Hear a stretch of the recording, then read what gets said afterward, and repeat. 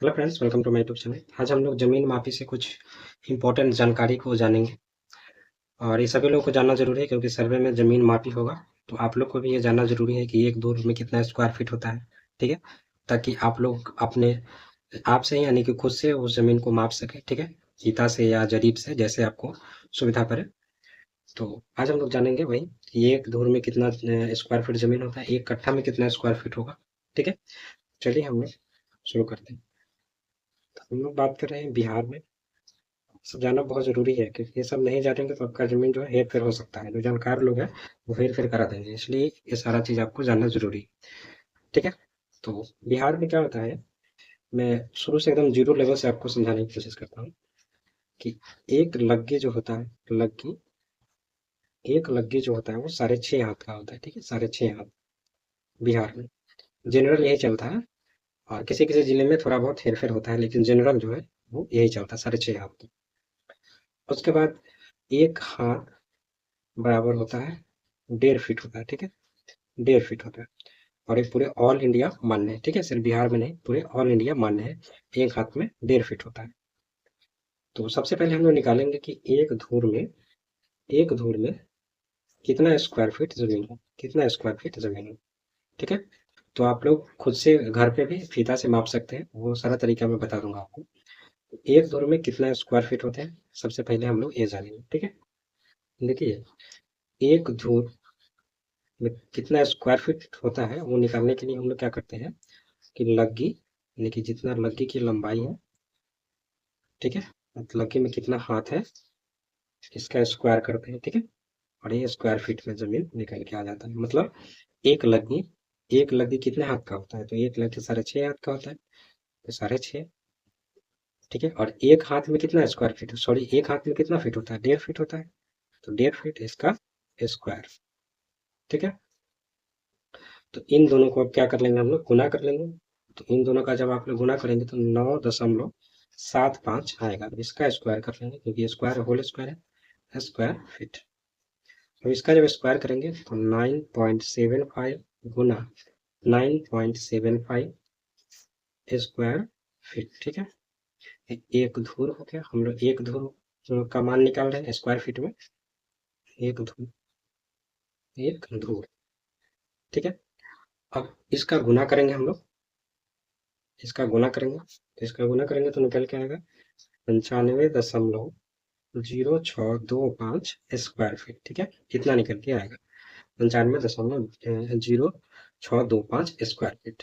ठीक, अब देखिए, एक धूर में इतना स्क्वायर फीट जमीन होता है बिहार में। एक धूर में 95.0625 स्क्वायर फीट, यानी कि लगभग में हम लोग बात कर रहे हैं, लगभग। तो लगभग जो है 95 स्क्वायर फीट जमीन होता है एक धूर में। ठीक है, तो इतना तो आप लोगों को समझ में आ गया कि एक धूर में 95 स्क्वायर फीट जमीन होगा, 95 स्क्वायर फीट। अब देखिए, अब हम लोग निकालेंगे कि एक कट्ठा में कितना स्क्वायर फीट होगा। ठीक है, कितना स्क्वायर फीट जमीन होगा। तो एक कट्ठा बराबर होता है 20 धूर। हम लोग जानते हैं बिहार में एक कट्ठा बराबर होता है 20 धूर, 20 धूर होता है। ठीक है, और हम लोग यहाँ से मान निकाल चुके हैं कि एक धूर में इतना होता है। तो एक धूर में हम लोग मान निकाले हैं अभी कितना होता है, 95.0625 स्क्वायर फीट होता है जमीन। तो यहाँ अगर एक धूर का पता है तो क्या हम लोग 20 धूर का नहीं निकाल सकते, निकाल सकते हैं। तो 20 धूर बराबर, जैसे में आप लोग मैथ पढ़े होंगे, तो जैसे मान लीजिए कि 1 रुपया में 10 चॉकलेट, तो 5 रुपया में कितना चॉकलेट, तो दोनों तरफ आप 5 से गुना कर देंगे, 5 रुपया में 50 चॉकलेट। ठीक है, तो ऐसे निकालेंगे हम लोग एक धूर में इतना। तो 20 धूर में, यानी कि एक में हम लोग 20 से गुना कर दिए, तो इसमें भी 20 से गुना कर देंगे।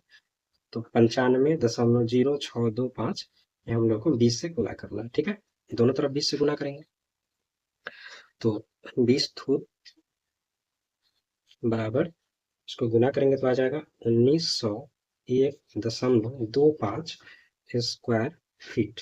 ठीक है, 1901.25 स्क्वायर फीट, 20 धूर यानी कि एक कट्ठा। ठीक है, 20 धूर को हम एक कट्ठा लिख सकते हैं आराम से। तो एक कट्ठा में 1901.25 स्क्वायर फीट जमीन होता है। ठीक है, तो 1 कट्ठा में हमने निकाल लिया 1901.25 स्क्वायर फीट होता है। मतलब सीधा सीधा कहे तो 1901 स्क्वायर फीट लगभग में, ठीक है, लगभग में अप्रॉक्स। ठीक है, तो इस तरीके से हम लोग अपने जमीन को माप सकते हैं। ठीक है, जनरली क्या होता है, लोग कट्ठा और धूर में ही मापते हैं, इसलिए मैंने कट्ठा और धूर में बता दिया। आप लोग यहाँ से बीघा का भी निकाल सकते हैं।